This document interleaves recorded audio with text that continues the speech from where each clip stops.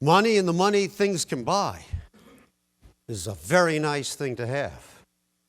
It's also important to think and ponder every now and then, am I losing the things that money can't buy? You talk about employee engagement. You talk about a balanced life. Well, you know, we can all work 24/7 with all the tools we have today. You know?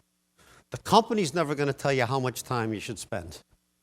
This is something you have to ask yourself. What am I doing to live a balanced life? What's important to me?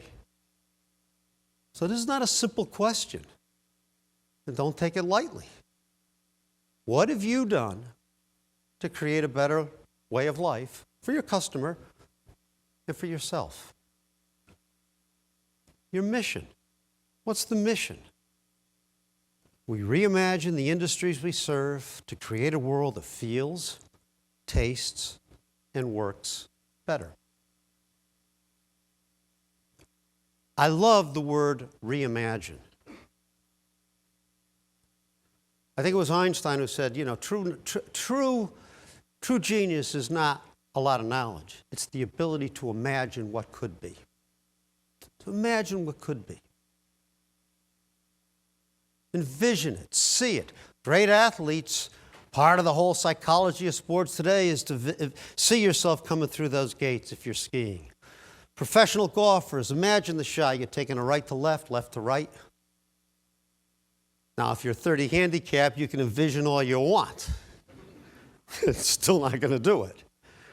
But at that level, that differentiates them. So as you think about being the market leader in your industries, how do you reimagine it? We can all become more creative than our normal habits allow. One of my favorite questions, and you can jot this down. When somebody says something to me, I'll say, well, could the opposite of that be true?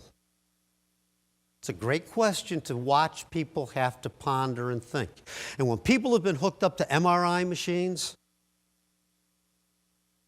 and you're talking about the problem, and then somebody switches and says, what do you see as the solution? You can see the neurons and the synapse in the brain change. So how do you become a catalyst for helping people be more creative? What are the questions you ask? Could the opposite of that be true? What do you see as the upside? What do you see as the downside? What would happen if we don't do this? What's the risk? On a scale of 1 to 10, what's the probability of success?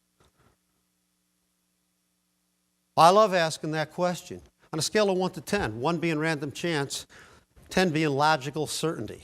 And being a philosophy major, there's nothing that's logically certain. Person says, probably an 8. What would get us to a 9? What do we need to do more of? What do we need to do less of? What do we need to stop doing that we're doing now? What do we need to start doing that we aren't doing? 4 questions that will force people to think. And if they know you're going to ask those kind of questions,